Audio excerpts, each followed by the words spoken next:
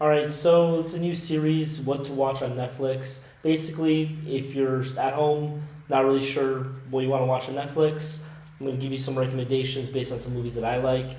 A lot of the movies I'm going to choose are just movies that like you otherwise probably wouldn't have heard of because if I just recommend like whatever's trending right now, that's not really that helpful. So a lot of these are going to be movies from like 10, 15 years ago, movies that are kind of overlooked.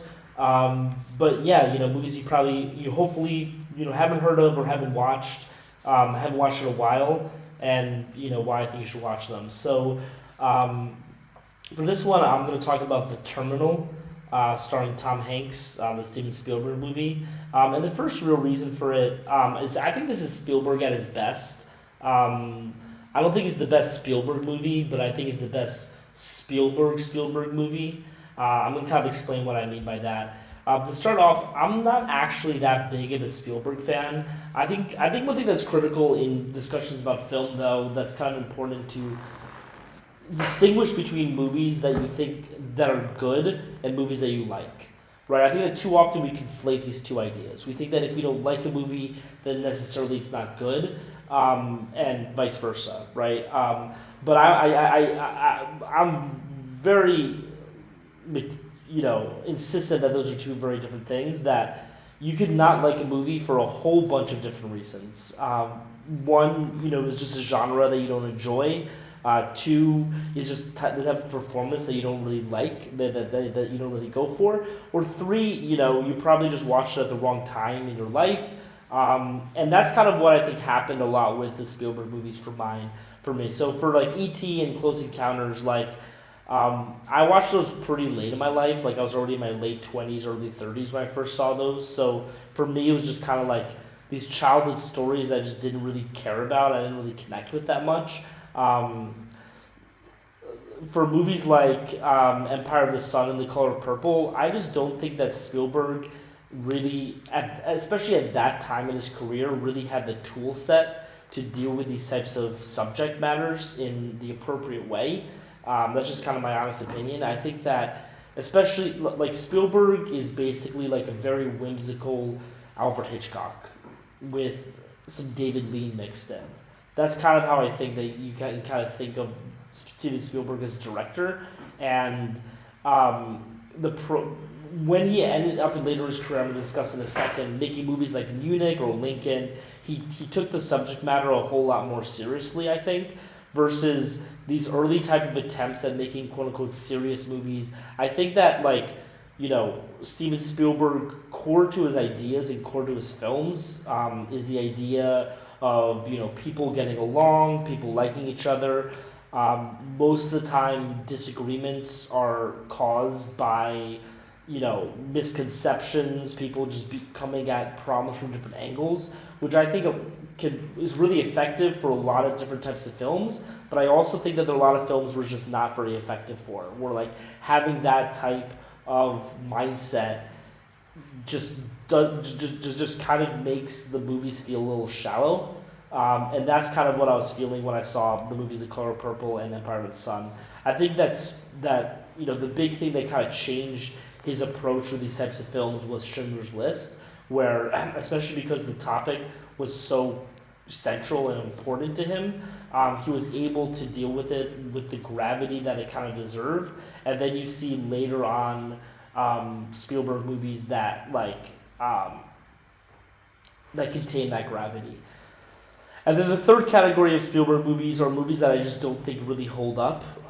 And this isn't a Spielberg problem. In fact, I think more often than not, this is a testament to the director himself, where you watch I think this applies a lot to the Indiana Jones movies, to Jaws, and to a few other movies of his early career, where basically what happens is you have a director who has these incredible innovations, and because of that, everybody else starts to adopt and starts to do the things that he does. And so if you watch Indiana Jones, when he came out, I think it was 1981? Let me double check that. If you watch Indiana Jones when it first came out, you're like, oh shit, this is crazy. This is an awesome action movie. But if you watch it, when I watched it, So Raiders of the Lost Ark was 1981. When I watched it, which was like 2010, 2015, you've been so inundated with action movies that like Indiana Jones is not actually that crazy or that cool. Again, I think it's still a good movie. I still like it, but like I don't think I don't salivate over it the same way that I think a lot of other people do because of that. And the same thing I think applies to Jaws. Groundbreaking movie at the time.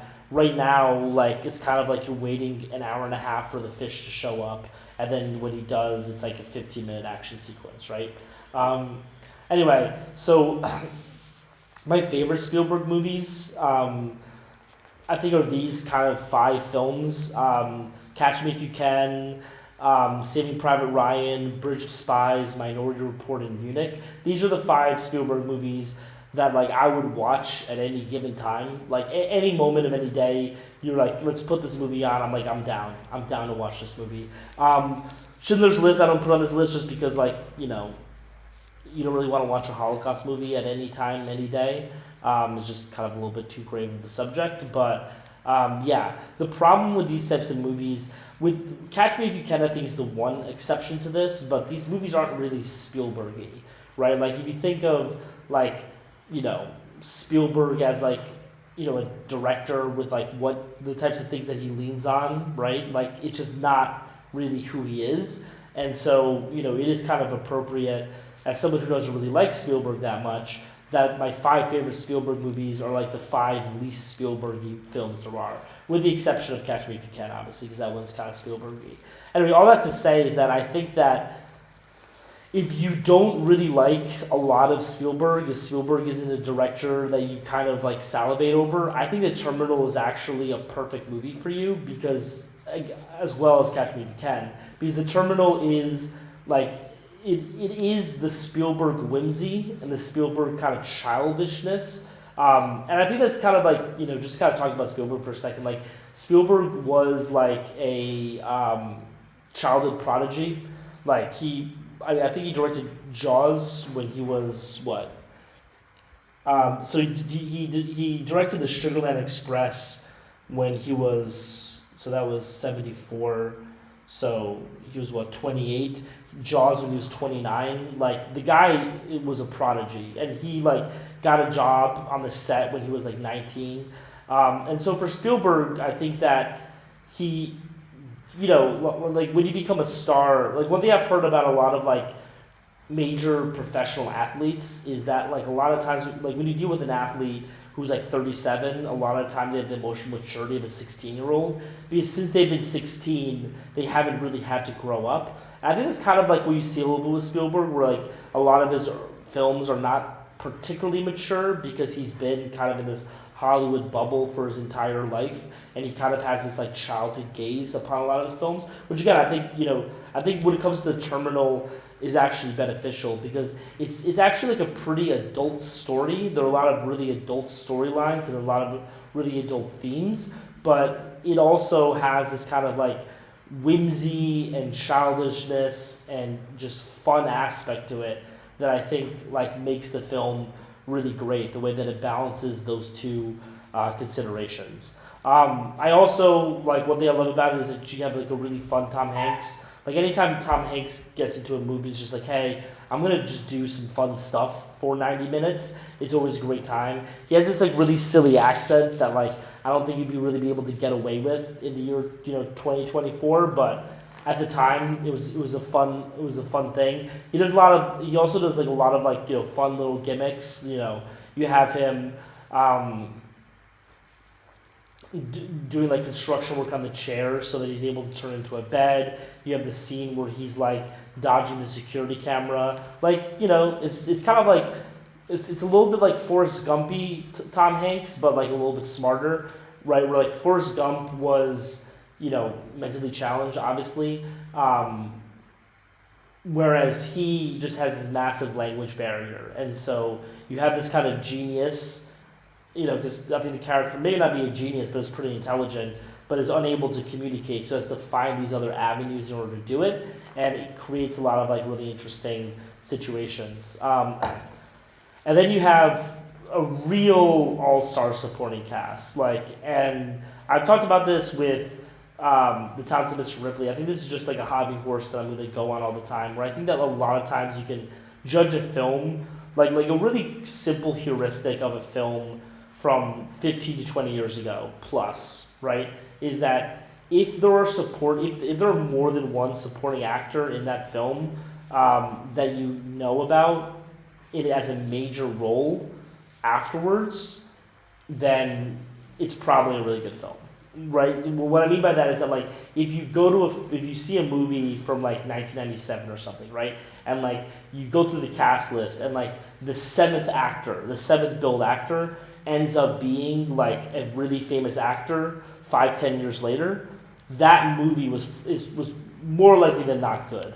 And the reason for that, in my opinion, is that like a lot of times with films, we focus a lot on like the big picture things. Like we focus on like the story, we focus on like like what things they did with the camera, like what was the message, what was like all this type of bullshit, right?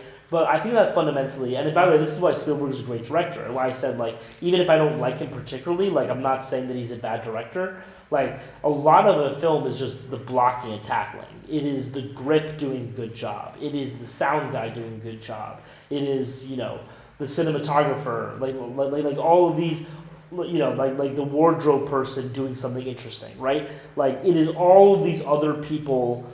Like if everybody on the crew does 5 to 10% better, then even if you have a below average director and a below average starting cast and all that type of stuff, which again you very rarely do with these types of good movies, like the film is going to be really good because every single part of the film is that slightly bit better, right? It's kind of similar to like an NFL team or like a soccer team, right?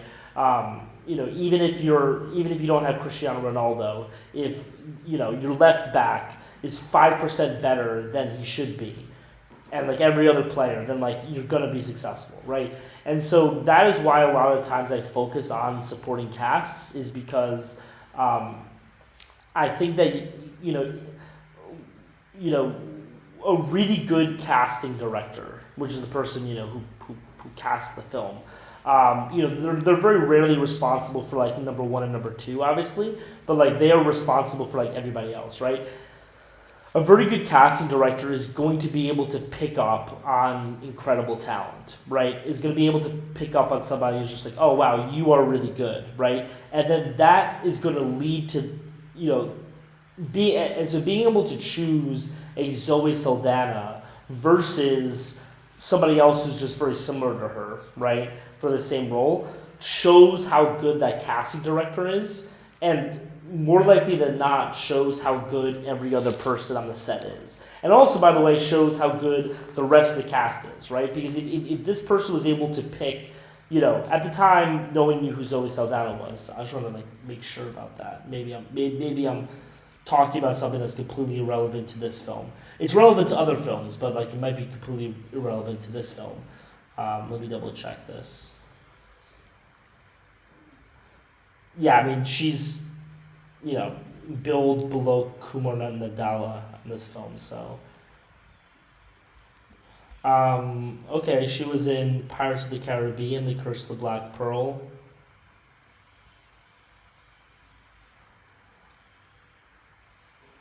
And she was in Drumline. Let's see. I'm on a different tab on this, but let's just see where she was in these two films.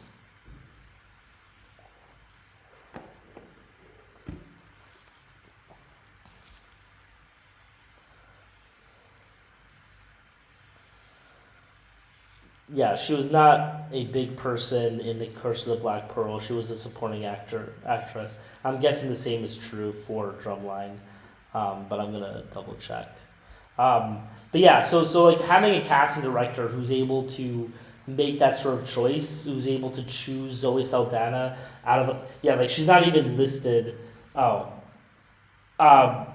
she's like the pirate who like is angry at Jack Sparrow for stealing her ship. A very, very like small part in that film. But she is big in Drumline. Anyway, being able to make that type of decision, I think, speaks a lot to a good casting director, which speaks to the quality of the overall cast and then also speaks a lot to the quality of everybody else in all the other positions. All this to say, like, great cast, great job by Steven Spielberg.